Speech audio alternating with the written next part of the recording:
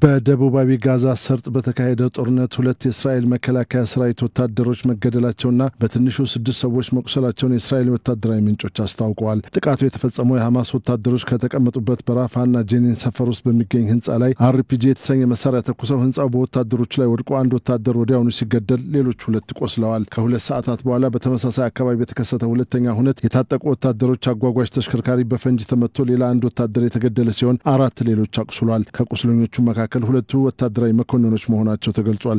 ክስተቱ እስራኤል በጋዛ ሰርጥ ሐማስ ላይ በወሰደችው የመሬት ጥቃትና ባደረገችው ወታደራዊ ዘመቻ የሟች ወታደሮቿ ቁጥር 418 አድርሶታል። የሐማስ ባለስልጣናት እንዳስታወቁት በጋዛ ከተማ ቱፋ ሰፈር በሚገኝ የቀድሞ ትምህርት ቤት ላይ በተፈጸመ ጥቃት በትንሹ 15 ሰዎች መሞታቸውና በከተማው በሚገኝ አንድ የገበያ ቦታ አቅራቢያ ሌላ ተጨማሪ 33 ሰዎች መገደላቸውን ገልጸዋል። በተጨማሪ ሟቾቹ ሲቪል የሆኑ ወታደሮች ተለይቶ አልተቀመጠም ሲል ታይምስ ኦፍ እስራኤል ዘግቧል። የእስራኤል መከላከያ ኃይል በጋዛ ሰርጥ ውስጥ ባለፉት 72 ሰዓታት ውስጥ በ150 በላይ ኢላማዎች መምታቱ ተነግሯል። ከነዚህ መካከል የሽብር ህዋሶች፣ የሽብር ቡድኖች የሚጠቀሙባቸው ህንጻዎችና ሌሎች መሰረተ ልማቶች ይገኙበታል። በጋዛ የሚገኘው በሐማስ የሚመራው የጤና ጥበቃ ሚኒስቴር በ3 ቀናት ውስጥ ወደ 200 የሚጠጉ ሰዎች መሞታቸውን ዘግቧል። በማዕከላዊ ጋዛ ዲር አል-ባላህ ላይ በደረሰ አውሮፕላን ጥቃት ደግሞ ናስር ጁማ የተባለ የሐማስ አዛዥ ተገድሏል። ሰውየው የሐማስ የሮኬት ማምረቻ ክፍል ቁልፍ ባለሙያ እንደነበር ተነግሯል። ይህ በእንዲህ እንዳለ በጋዛ ሰብአዊ እርዳታ እያሽቆለቆለ ባለበት ወቅት በጋዛ ሰርጥ ውስጥ ያሉ የመጀመሪያ እርዳታ ሰጪዎች ሐሙስ ዕለት እንደተናገሩ ስራቸውን ባቆሙበት አካባቢ ከ2 ወራት በላይ በተቀጠለው የእስራኤል እርዳታ እገዳ ምክንያት የምግብና ነዳጅ እጥረት ነዋሪውን ለከፋ ችግር ዳርጓል። እስራኤል በጋዛ ሰርጥ ሰብአዊ ቀውስ እየተከሰተ መሆኑን ማመን አትፈልግም። በጥቅምት 2023 አሸባሪ ቡድን እልቂት ከተፈጸመ በኋላ ወታደራዊ ዘመቻዎችን በማስፋፋት ሐማስን ለማፍረስና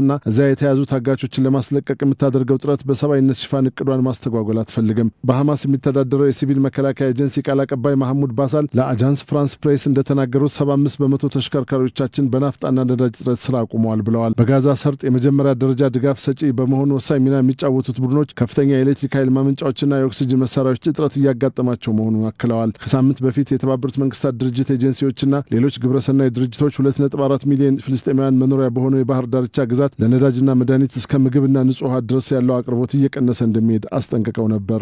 ዓለም አቀፉ የቀይ መስቀል ኮሚቴ ዋና ዳይሬክተር ፒየር ክራምቡል በጄኔቫ ሐሙስ ለጋዜጠኞች እንደተናገሩት የሰብአዊ እርዳታ ወደ ጋዛ ሰርጥ እንዳይገባ መደረጉ ተቀባይነት የለውም ብለዋል። እስራኤል በጋዛ ሰርጥ ውስጥ የእርዳታ ማከፋፈያ ማዕከሎችን ለመጠበቅ የግል የአሜሪካ ደህንነት ተቋራጮችን በመጠቀም ለፍልስጤማውያን የሚሰጠውን እርዳታ ለመቀጠል አቅዳለች። በእቅዱ ላይ ገለጻ የተደረገላቸው ባለስልጣናት እንዳሉት ከ5 እስከ 6,000 የሚደርሱ የቤተሰብ ተወካዮች በየ2 ሳምንቱ አንድ ጊዜ ወደ 40 ፓውንድ የሚደርስ ምግብ ለቤተሰቦቻቸው ለመውሰድ በእግራቸው ወደ እርዳታ ጣቢያዎች እንዲጓዙ ይፈቀድላቸዋል። ዓለም አቀፍ ድርጅቶች እቅዱ ከእውነት የራቀ ነው ያሉት ሲሆን የተራቡ ጋዛውያንን ለመመገብ የሚያስችል በቂ ምግብ ለማቅረብ አይፈቅድም ብለዋል። በጥቅምት 7 2023 በጋዛ ጦርነቱ ከተቀሰቀሰ ጀምሮ ከ52500 በላይ ፍልስጤማውያን መሞታቸውን በሐማስ ቁጥጥር ስር የሚገኘው የጤና ጥበቃ ሚኒስቴር ገልጿል። የጤና ጥበቃ ሚኒስትሩ ይህን ይበል እንጂ የእስራኤል መንግስትና ሚዲያዎች አሃዞች በተናጠል ሊቀመጡ ይገባል ብለዋል። የተቀመጠው አሃዝ ተዋጊዎችና ሲቪሎችን አይለይም በማለት ይከላከላሉ። እስራኤል የምታቀርበው መረጃ እስከ ጥር ወር ድረስ በጦርነቱ 20 ሺህ የሚጠጉ ተዋጊዎችና ሌሎች 1600 አሸባሪዎች ጋዛ ውስጥ መግደሏን ተናግራለች። በሐማስ የጥቃት መሪነት በደረሰው ጉዳት በሺዎች የሚቆጠሩ አሸባሪዎች